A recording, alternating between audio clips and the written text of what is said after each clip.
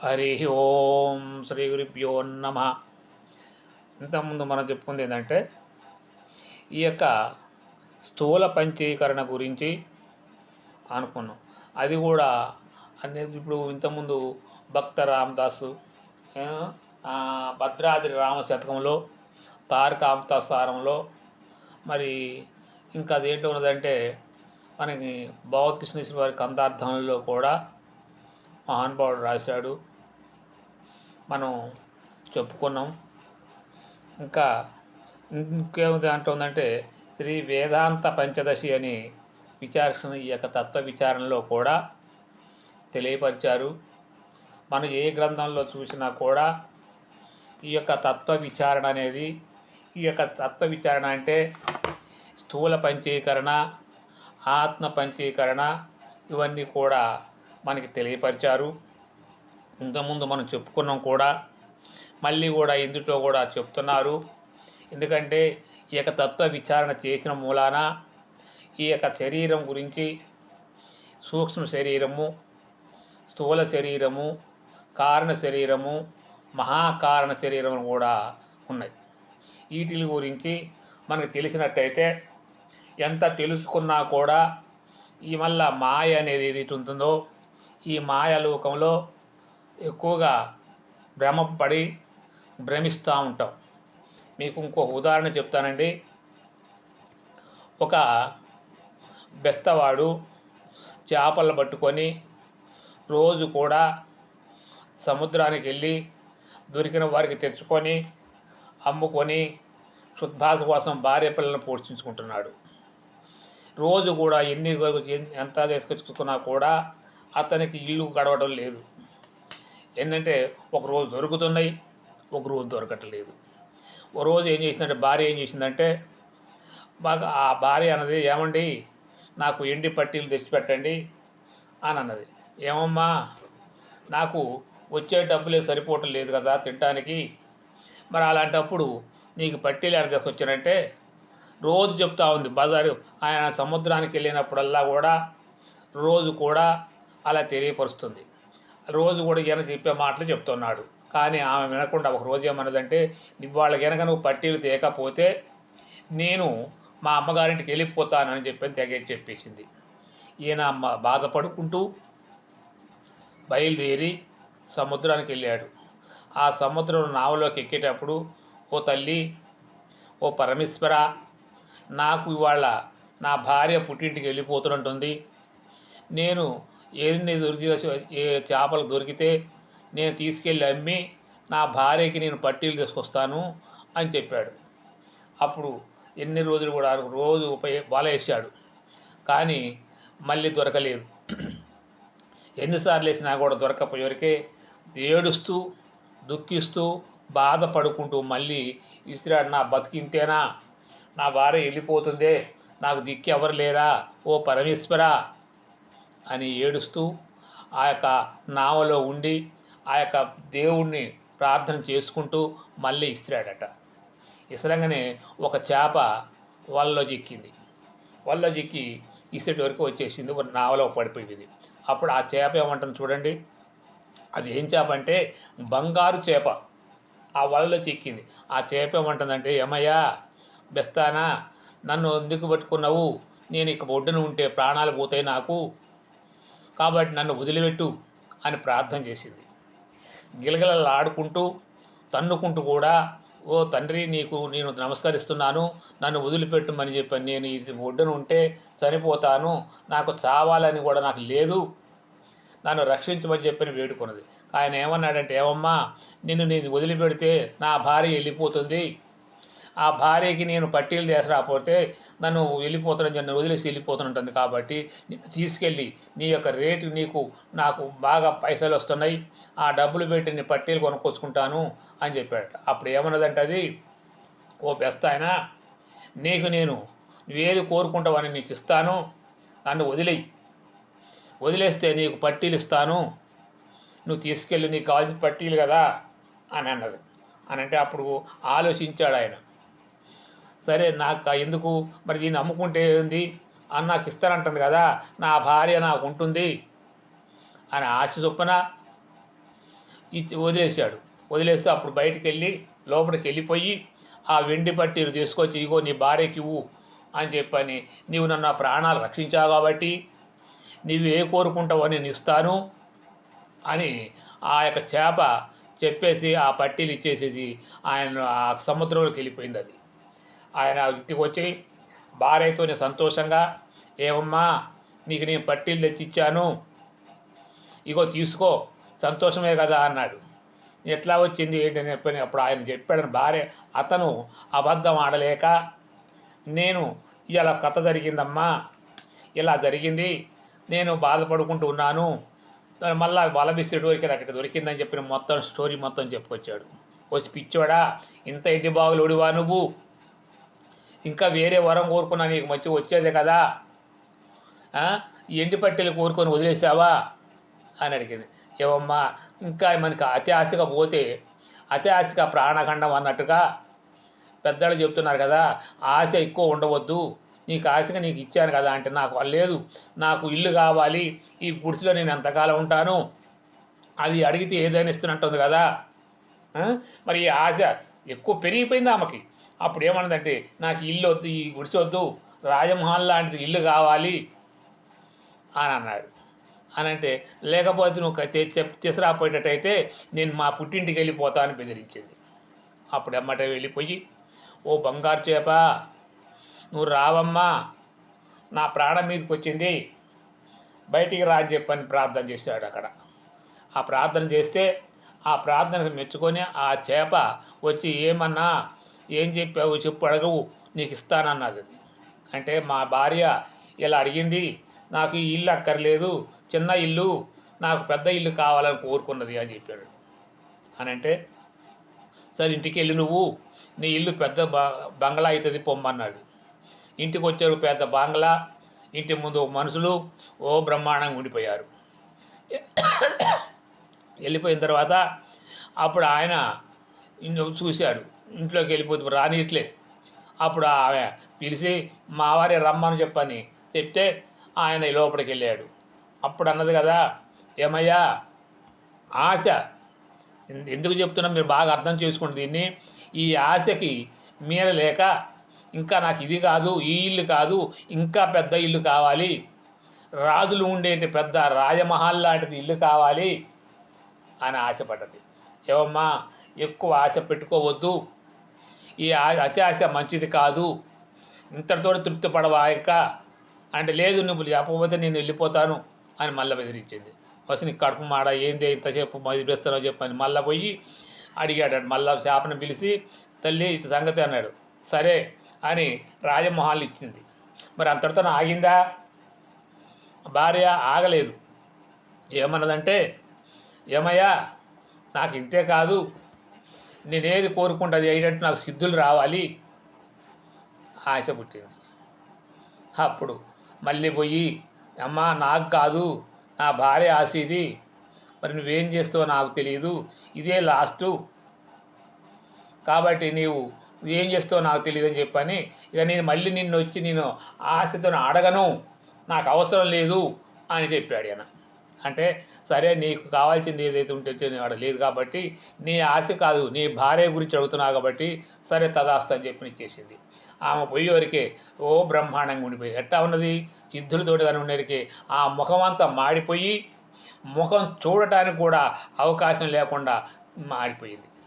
ఇంటికి పోయేవరికి, ఏమండి, నేను ముఖం దాచేసుకొని నా పని అయిపోయింది, అనవసరంగా నేను కోరుకున్నాను, అత్యాశగా పోయాను, ఈ అతిగస లేకుండా నన్ను చెయ్యి, మళ్ళా పోయి అడుగు అని అంటే, నేను వెళ్ళను, ఎందుకంటే ఇదే లాస్ట్, నిన్ను అడగనే కానీ చెప్పాను అన్నాను, ఈ లాస్ట్ కాబట్టి ఇక నేను పోయి ఏమని అడిగితేను ఆ రాదుగా అని అన్నాడు. అప్పుడు ఇద్దరు భార్య భర్తలకు వచ్చేసి ఆ నది కాడికి వచ్చేసి బోరును ఏడ్చుకుంటూ కూడా పిలిచారు. రాలే, ఎంతోసేపు ఏడవంగా కూడా రాకపోతే అప్పుడు ఈ యొక్క బెస్తవతను, చేప, బంగారు చేప, నువ్వు రా తల్లి, నన్ను రక్షించు, నన్ను కాపాడు, నాకు ఇదంకా ఈ యొక్క కోరిక ఒకటి నెరవేర్చు అని చెప్పని ఏడుకుంటే, అప్పుడు వచ్చేసి ఆయన కాబట్టి కోరుకున్నాడు కాబట్టి, నీవు కాబట్టి వచ్చాను, నీ భార్య పిలిస్తే అయిపోయింది అని చెప్పని అడిగాడట, అన్నదట. కాబట్టి ఏంటంటే యథాతథాగా ఎలాగా ఉండాలో ఒక అలాగే చెయ్యి అని ఆ భార్య ఏమని అడిగిందంటే, నాకు ఈ ఇల్లు వద్దు, ఈ ఆస్తి వద్దు, ఈ వరాలు వద్దు, నాకేం వద్దు, ఇంతకుముందు ఎలాగున్నానో అలాగే ఉండేటట్టు శుభ్రంగా అన్నం తిని మంచిగా ఉండేటట్టు చూడు తల్లి, నాకు ఏ ఆశ వద్దని చెప్పానదట.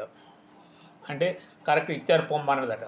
ఇంతకుముందు ఏదైతే ఉన్నదో మామూలుగా ఇల్లు ఉంచేసేసి మీరు బ్రతకండి, కానీ అత్యాశగా మాత్రానికి మంచిది కాదు, అత్యాశగా ఎంత కాడికి వస్తుందో చూశారు కదా అన్నది. అలాగే ఏంటంటే ఈ భార్య అనేది ఎవరయ్యా అంటే మాయ. ఈ మాయలో పడ్డ ప్రతి ఒక్క మానవుడు కూడా ఈ యొక్క మాయలో పడిపోయి అత్యాశగా పోతే ఏమవుతుందో చూశారు కదా. ఇప్పుడు ఆ బెస్తవతను ఆశగా పోతే ఆ భార్య మాయలో ముంచేసి ఎలా చేసిందో తెలిసింది కదా ఇప్పుడు. కాబట్టి ప్రతి ఒక్కడు కూడా సాధనలో చేసుకుంటూ మాయలో పడిపోయిన వాళ్ళకి బ్రతుకు ఎలా ఉంటుందో అనేది ఇంకో ఉదాహరణ చెప్తారండి. మాయ అంటే మా గురువుగారు చెప్పేది, రాముల వారు పరమాత్మ స్వరూపుడు, లక్ష్మణుడు జీవుడు. ఈ యొక్క జీవుడు ఆ పరమాత్మను వదిలిపెట్టి నీడ దాటకుండా పోకుండా ఆ పరమాత్మని కాసుకొని ఉండేవాడు ఎప్పుడు కూడా. అలాంటి మా లక్ష్మణ ప్రభు జీవుడైన లక్ష్మణుడు ఆ పరమాత్మని చేరకుండా కదలకుండా ఆయన్నే చూసుకుంటూ 24 గంటలు కూడా నిద్రాహారాలు లేకుండా ఆ పరమాత్మనే దర్శించేవాడు అన్నమాట. అయితే ఒకసారి ఇక రాముల వారికి పెళ్ళైపోయింది. మాయ అనే శక్తి ఎవరైతే ఉన్నారో సీతమ్మ వారు ఈ లక్ష్మణప్రభుకను రాముల వారికి మధ్యలో ఒక ఆమె వచ్చేసింది. రాముల వారి తర్వాత ఎటుపోయినా కూడా ఆయన వెనకాలే ఉండిపోతుంది. ఈయన ఆ యొక్క అమ్మవారి వెనకాల ఉండటం మొన్న ఆ రాముల వారి దర్శనం కాకపోవడంలో ఈ లక్ష్మణప్రభు ఏమనుకున్నాడంటే, అమ్మ తల్లి నా ప్రభు నన్ను దర్శనం చేసుకొని అన్నా కూడా ఆ తల్లి లక్ష్మణప్రభుకి దర్శనం ఇవ్వట్లే. మాయ అనేది ఎలా ఉంటుందంటే ఇలా ఉంటుందని చెప్తున్నాడు మా గురువుగారు చక్కగా. ఎందుకంటే ఈ మాయ అనేది సీతమ్మవారు అమ్మవారే, కానీ ఆ మాయ శక్తి అనేది ఏది ఉంటుందో ఆ పరమాత్మను చేరటానికే ఆ మాయ మనకు అడ్డుపడుతుంది. అందుకే ఇందాక చేప గురించి ఎలా చెప్పానో, మా ఆశ మాయ మూలంగా ఆశ పుట్టింది. ఆశ మూలంగా నువ్వు కోరికలన్నీ కూడా నెరవేర్చుకోగలిగినవు. అయినా కూడా ఏదో అత్యాశ ఉండాలి, ఆశ మాత్రానికి ఉండాలి. ఎంతవరకు ఉండాలి? తగినంతే ఉండాలి. కానీ అతిగమించిన ఆశ ప్రాణగండం అన్నారు. ఆ ప్రాణగండానికి ఎక్కువగా తెచ్చుకున్నట్టయితే ఆ యొక్క ఆశ ఎంత పోతుంది. కాబట్టి తత్వ విచారణ చేసుకుంటూ ఈ ఆశలో మునిగిపోకుండా, ఆ మాయలో మునిగిపోకుండా ప్రతి ఒక్క మానవుడు కూడా సాధనలో చేసుకుంటూ ఆ సాధన యందే ఆ ఆత్మను దర్శించుకుంటూ పరమాత్మను చేరుకోవాలని చెప్తున్నాను. ఎందుకంటే ఇక్కడ ప్రతి ఒక్క గ్రంథాల్లో కానీ ప్రతి ఒక్క సాత్సాంగత్యంలో కూడా పెద్దవాళ్ళు, గురువులు, సిద్ధులు, మహాపురుషులు కూడా ఈ యొక్క తత్వ విచారణ కాల్సమే పదే పదే మనకి తెలియపరుస్తున్నారు. కాబట్టి చెప్తున్నారు, ఇదం శరీరం శృణో సూక్ష్మాజ్ఞతం లింగం త్వపంచీకృతాభూత సంభవం సవాసనం కర్మఫలానుభావకం స్వజ్ఞాపతో నాది రూపాదిరాత్మవా. చూడండి, వినుము, ఈ యొక్క సూక్ష్మ శరీరము పంచీకృత భూతమైన మేళనము వలన నుత్పన్నమై పూర్వవాసన సంస్కారము సహితముగానైనది. ఈ యొక్క సూక్ష్మ శరీరం ఎలా ఉంటుందంటే పూర్వజన్మల సుకృతి దాని అమ్మట వస్తున్నాయి. ఇంతకుముందు కూడా మనకు చెప్పుకుంటూనే ఉన్నామండి. ఎప్పుడు కూడా నేను చెప్తున్నది ఏంటంటే పూర్వజన్మ సుకృత బలం. ఏ జన్మలు ఎత్తినా కూడా ఆ వాసన మన ఎమ్మటి వస్తుంది. చూడండి, మోటుగా అయిన పెద్దవాళ్ళు ఏం చెప్తారంటే ఇంగు గట్టిన వాసన పోదు అంటారు. ఇంగు గట్టిన వాసన పోదు. ఆ గుడ్డ చినిగిపోయి తుంపలయ్యి తుంకులయ్యి ముక్కలైనా కూడా ఆ ఇంగు వాసనే వస్తుంది కదా. అలాగనే ఈ యొక్క మానవుడు ఎన్ని జన్మలు ఎత్తినా కూడా గత జన్మలో వాసన మన అమ్మటి వస్తున్నాయి. ఆ వాసన పూర్వకంగా ఈ యొక్క సూక్ష్మ శరీరంతో తగులుకొని వచ్చినప్పుడు ఈ యొక్క శరీరం ఈ శరీరంలోకి వచ్చినా కూడా అవి మన వెంబడి పడుతున్నాయి.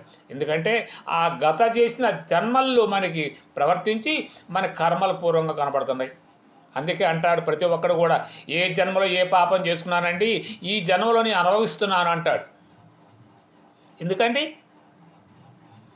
గత చేసుకున్న జన్మలో ఏదైతే ఉన్నదో నాకు తెలియదు, కానీ ఏ జన్మలో ఏ పాపం చేశానో తెలీదు, కానీ ఈ జన్మలో నేను అనుభవిస్తున్నాను అని తెలుస్తుంది కదా.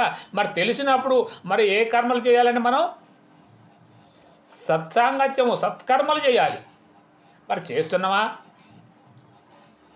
మరి చేసినట్టయితే ఈ కర్మలు నశిస్తున్నాయా? మళ్ళీ మనం జన్మకు వస్తామా? జన్మలు రాకుండా చేసుకుందామా?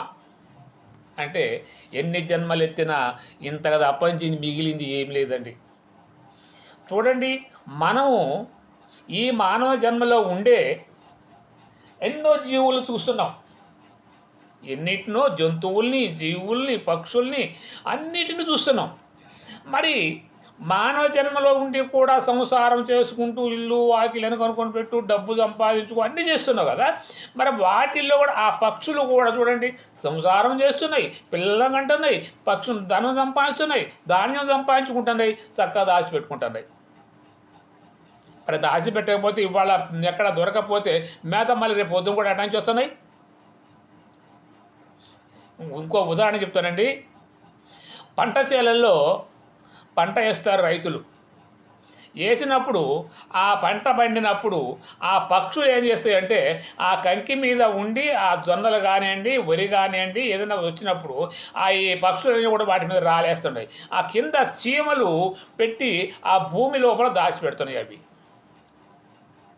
అవి మన సీమను దాచిపెడితే అవి ఎండాకాలం వచ్చినప్పటికీ ఆ పక్షులకి మేత నుంచి వస్తున్నాయండి. ఆ చీమలు బయట నుంచి లోపల పెట్టి దాచిపెట్టిన మేత ధాన్యాన్ని మళ్ళీ తీసుకొచ్చి బయట పెడుతున్నాయి. అవి పక్షులు తింటున్నాయి కదండి. మరి అలాంటప్పుడు నీకంటే అవి ఎక్కువ, నువ్వెక్కువ? మరి జ్ఞానం వాటికున్నదా నీకున్నదా అని అంటే, మనం చేసే పనులు పక్షులు చేస్తున్నాయి, జంతువులు చేస్తున్నాయి. ప్రతి ఒక్క జీవరాశి 84 లక్షల జీవరాశుల్లో కూడా అదే ఉన్నాయి. మరి నువ్వు ఎక్కువ చేసింది ఏంటి? నువ్వు ఎక్కువ సంపాదించింది ఏంటి? పోయేటప్పుడు నువ్వు తీసుకెళ్తానవా? లేదు కదా. అనాలంటప్పుడు మనం చేసేది ఏంటంటే సత్కర్మలు చెయ్యి. సత్కర్మలు చేసుకుంటూ ఈ యొక్క జన్మలు మళ్ళీ రాని స్థితి ఏదైతే ఉంటుందో ఆ యొక్క సద్గురు మూలకంగా తెలుసుకొని రాని స్థితికి పోయేటట్టు సాధన చేసుకోవటం తెలియాలి కదా. మనం ఎప్పుడు కూడా సత్కర్మలు చేస్తూ సద్గ్రంథాలు చదువుకుంటూ శస్త్రాస్త్రములు చదువుకుంటూ సద్గురువుల యొక్క సత్సాంగత్యం చేసినట్టయితే వారు చెప్పిన సాధనలు ఏదైతే ఉన్నాయో మనం చేస్తూ మళ్ళీ జన్మకు రాని స్థితి ఏదైతుందో సంపూర్ణంగా బోధ, ఈ యొక్క పరిపూర్ణ బోధను సకలకృతముగా విని సాధన చేసి జన్మ లేని స్థితి పోవాలి. అదే అచలము. అచలం అంటే ఏంటంటే కదలిక లేనిది. అచలము అంటే కదలిక లేనిది. కదలిక దేనికి లేదు? జీవుడు అనే ఉన్న వస్తువు ప్రతిదానికి కదలిక ఉన్నది. రాయి కదలిక లేదండి. రాయి కదలదంటాడు. భూమిలో ఉన్నంతసేపు అది పెరుగుతూనే ఉంది. పెరగకపోతే దాని జీవం లేకపోతే చిన్న రాయిగా ఉండి పెద్ద రాయి ఎట్ట అవుతుందండి?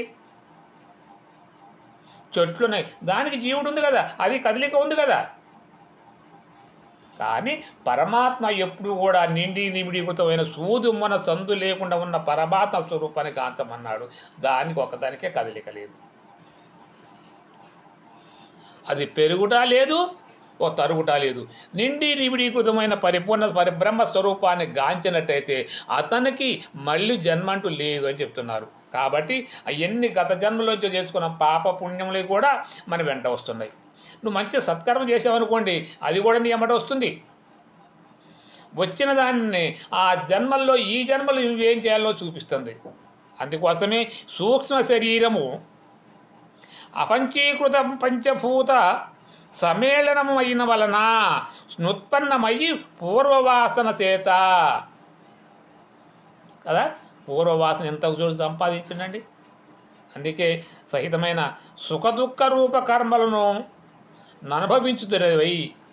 ఎన్ని కర్మలు చేసినా కూడా పూర్వజన్మ సుకృత ఫలమున వస్తుంది. దానిని విస్తరించుకోవాలి. ఎలాగంటే సత్కర్మలు చేసినప్పుడే నీకు అనుభవానికి వచ్చినప్పుడు అజ్ఞానం కాదండి. అజ్ఞానం వలన ఎన్నో బ్రహ్మభావమును పొందకపోవట చేత జీవునికి ఆ క్రింది పాలవుతుంది, అతపతాళలోకి వెళ్ళిపోతుంది. ఎందుకంటే అజ్ఞానం వల్ల నువ్వు ఇందాక చూసినామండి, చేప గురించి చెప్పుకున్నాం కదా, వాళ్ళ జ్ఞానం ఉంటే అజ్ఞానం వల్లే కదా ఆశ ఎక్కువైపోయింది. ఆ అజ్ఞానం వల్లే కదండి అన్న బాధలు పడ్డది. అదే జ్ఞానం ఉంటే చేస్తారండి? చేయరు కదా. అలాగనే జ్ఞానం సంపాదించుకోవాలి. ఆ జ్ఞానం వల్ల ఎప్పుడైతే మనం సంపాదించుకుంటామో ఆ జీవుడికి బ్రహ్మపదం చెందడానికి అవకాశం ఉంది. కాబట్టి బ్రహ్మ ప్రభావమును పొందకపోవడం చేత, ఎందుకంటే అజ్ఞానం వల్లనే ఆ బ్రహ్మభావం తెలియదు. నీకు అజ్ఞానం ఉన్నదనుకోండి, నేను చెప్పే బోధ కూడా అర్థం కాదు. ఎందుకంటే నీకు జ్ఞానం లేదు కాబట్టి. అదే జ్ఞానంగా మీరు ఆలోచించండి. ఇంత విపులంగా చెప్తున్నాను కదా, ఆ విపులంగా చెప్పేది ఎందుకు గురువుగారు ఇలా చెప్తున్నారే, మనం ఎందుకు అర్థం చేసుకోలేకపోతున్నాం ఆలోచించండి బాగా. ప్రతి దాన్ని కూడా విన్నదాన్ని చక్కగా వినండి. ఒకసారికి 4 సార్లు విని దాన్ని అర్థం చేసుకోండి. కాబట్టి ఈ యొక్క జీవుడికి ఆ యొక్క ప్రభావం ఎప్పుడు పోతుందో, ఆ యొక్క బ్రహ్మ ప్రభావం నీకు వచ్చినప్పుడు, అజ్ఞానం పోయినప్పుడు, నీకు జ్ఞానం కలిగినప్పుడు ఆ ప్రభావ రూపమైన నాట్యుపాది యగును లింగ శరీరము మనియు చెప్పబడుతుంది. అప్పుడు కదండి లింగ శరీరం అంటే ఏంటిది? లింగ శరీరం అంటే ఈ యొక్క సూక్ష్మం కానీ, స్థూలం కానీ, కారణం కానీ, మహాకారణం కానీ కూడా లేదు లింగం అంటే. అంటే ఏవి లేకుండా ఉన్నప్పుడే లింగ శరీరం అవుతుంది. నీకు అప్పటికే ఆ జ్ఞానం మనం ఎప్పటికి వస్తున్నాయా అంటే సాధన వల్లనే తెలుస్తుంది. అది కూడా జ్ఞానం వల్ల తెలుసుకున్న వాడికి ఉపయోగపడుతుందండి. ఎందుకంటే అక్కడికి పోయినాక జ్ఞాన శూన్యం అవుతుంది. అందుకోసమే సద్గురు ధ్యానం చేసినట్టయితే శ్రీకృష్ణ పరమాత్మ 12 సంవత్సరాలు సేవ చేయాలన్నాడు. ప్రతి ఒక్కరు కూడా గురువు దగ్గర 12 సంవత్సరాలు ద్వాదశ సేవలు చేయాలన్నాడు. 12 సంవత్సరాలు సేవ చేస్తేనే అతను ఆ యొక్క 12 సంవత్సరాలు కూడా నీకు అజ్ఞానాన్ని తీసేసి సుజ్ఞానంగా వదిలించి నీకు ఇచ్చినప్పుడు నీకు అన్నీ కూడా బోధపడుతున్నాయి. ఎందుకంటే ఈ 12 సంవత్సరాలు కూడా నీకు సాధనలన్నీ నేర్పుకుంటూ వస్తాడనమాట మహానుభావుడు. అందుకే గురువు వెంటనే ఉండాలా, గురువు ఎమ్మటైనా ఉండాలట. మనం గురువుగారు ఎమ్మటి ఉన్నా కూడా మనకు బోధ చెప్తూ ఉంటాడు. ఏ క్షణంలో ఏది బోధిస్తాడో తెలియదు. కాబట్టి మనం ఆయన మాట తిరగలేమనుకోండి, మన ఇంట్లో ఉంచుకోవాలి. మనం ఎటుపోయి వచ్చినా కూడా గురుగారు సేవ చేసుకుంటుంటాం అనేది ఇంటనైనా ఉండాలా, వెంటనైనా ఉండాలంటారు పెద్దవాళ్ళు. ఇవాళ రేపు గురువుల దగ్గరికి పోయి, ఇవాళ రేపు గురువులు ఎలాంటి వాళ్ళు ఉన్నారంటే చాలామంది వాచ్యాస్థితి గురువులు ఉన్నారు. ఎందుకంటే శాస్త్రాలు చదివి, గ్రంథాలు చదివి ఆ ఉన్నట్లో ఉన్నది చక్కగా బోధించే వాళ్ళ గురువులు చాలామంది ఉన్నారు. కానీ ఆయన అనుభవపూర్వకంగా చెప్పే గురువులు కొంతమంది ఉన్నారండి. 100కి 10 మందివి అనుభవపూర్వకంగా చెప్పే గురువులు ఉన్నారు. 100కి 90% కూడా శాస్త్రాన్ని చదివి సంస్కృత పదం చెప్పేసి ఆ గురువులే ఉన్నారు. కానీ వాస్తవంగా తెలిసిన గురువు లేడండి. 100కి 9-10 మంది శాతమే ఉన్నారు. ఎందుకంటే ఈ సాధనలు చేసి సంపాదించుకోవాలి, నేను కడతేరాలనే జ్ఞానం ప్రతి ఒక్కరికి ఉండాలండి. గురువులు చెప్తున్నారు. గురువుల గురించి కూడా మళ్ళా అది వేరుగా ఉన్నది. మొన్న ఒక మహానుభావుడు చెప్పాడు. ఎందుకంటే చిలక 3 సూత్రాలు చెప్పుద్ది. ఎవరికి చెప్పుద్ది అంటే గురువుగారికే చెప్పుద్ది. తర్వాత చెప్తారండి, మళ్ళీ చెప్తే ఇది ఆగిపోతుంది. కాబట్టి తెలియపరుస్తాను, అది కూడా మీకు తెలియపరుస్తాను. చక్కగా వినండి. ఈ బోధ అనేది అచల బోధ. అచల బోధ, చలనం లేని దానికి వేసిన ఏది ఉందో ఆ బోధ మనకు తెలియపరుచుకుంటున్నాం. ఈ బోధ ఎంత గొప్పదంటే రామాయణం కాదండి, పురాణాలు కావండి, భారతం కాదండి. ఇది ఆ భారతాన్ని కూడా నీలో చూపించే శక్తి ఈ యొక్క అచల పీఠానికి ఉంది. అచల బోధకు తప్ప దేనికి లేదండి. ఈ అచల బోధ ఎసంటి వాళ్ళంటే అన్ని సాధనలు చేసి ఉన్నవాళ్ళు మహాగురువులు ఉన్నారు. లేది తెలియకుండా కందార్థాలు చదివి తత్వాలు చదివి గొప్పగా చెప్పిన వాళ్ళు ఉన్నారు. లేరని నేను చెప్పనండి, ఉన్నారు, అట్లా ఉన్నారు. అందుకే భావకృష్ణ తీసుకున్న వారు సాధన సంపత్తి గల సాధకుండు ఘోర సంసారంపను బాధపడలేకన్.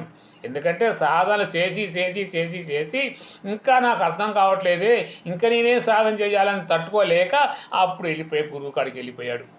నాయన, నేను ఇన్ని బాధలు పడ్డాను, ఇన్ని కష్టాలు పడ్డాను కాబట్టి నాకు ఈ యొక్క పరిపూర్ణ బోధన ఏందో తెలియడం లేదు, ఆ పరమాత్మ సద్గురు ఎక్కడున్నాడో నాకు తెలియట్లేదు, కాబట్టి నన్ను తెలియపరచడం. అప్పుడు చెప్పాడు, నాయనక సాధన వదలకు, ఏ సాధన నీకెందుకు, ఈశానికి పనికిరాదు వినుమాయ్య. ఎవరికి చెప్పాడండి?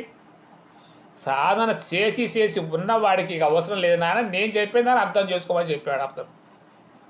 కానీ చేయకుండా తెలియదు నాయన. ఎందుకంటే నీలో ఉన్న అజ్ఞానం తగలబడిపోతేనే అప్పుడే నీ జ్ఞానం కలుగుతుంది. కర్మలు నశించాలి. ఎలా నశిస్తాయండి?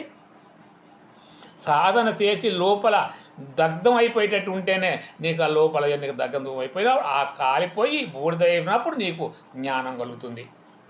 అందుకే ఎప్పుడు కూడా జీవుణ్ణి బాధ పెట్టడం కాదండి, జీవుడు వల్ల ఆ బ్రహ్మ పదాన్ని ఏదైతే ఉంటుందో దాన్ని చెందేటట్టు చేసుకోవాలి.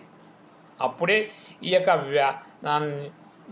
ప్రవాహ రూప నాధ్యుపాదీయగును లింగ శరీరం అని చెప్పబడుతుంది. అప్పుడు కదా ఈ యొక్క అది ఎక్కడ ఉన్నది, ఏ స్థానంలో ఉన్నది తెలియాలంటే సాధన చేసినప్పుడే తెలియస్తుంది.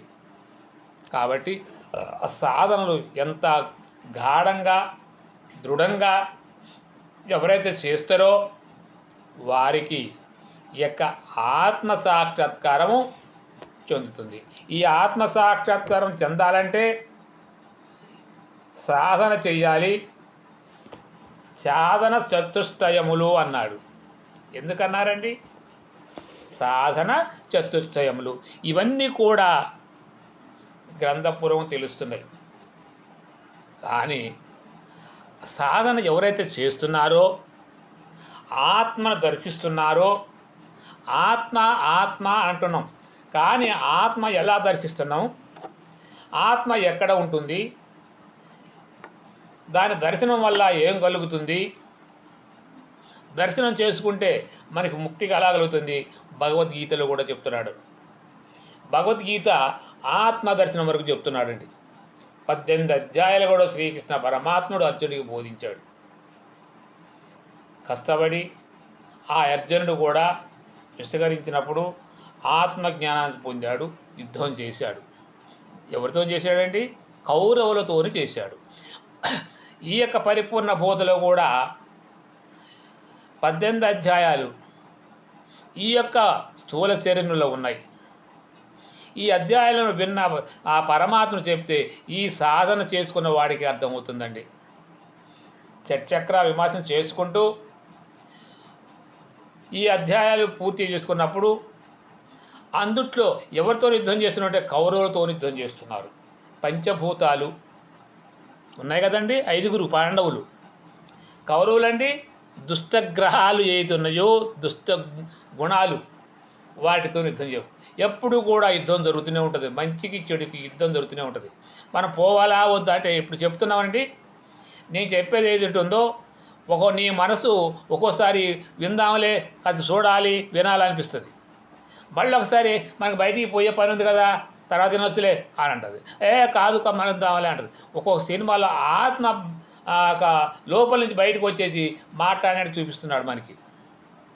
ఏంటంటే నేనేరా నీ లోపల ఉంచింది, నువ్వు చెడు మాట్లాడుతున్నావు నేను మంచి మాట్లాడుతున్నావు అని చెప్తా ఉంటారు చూసినారా. అలాగనే నీలో ఉన్న గుణాల్ని బయటకు వచ్చేసేసి నీకు వ్యతిరేకంగా మాట్లాడుతుంటుంది. అది కాదండి.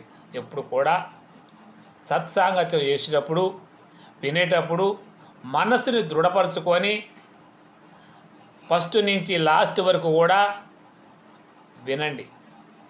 విన్నదానిని మనన చేయండి.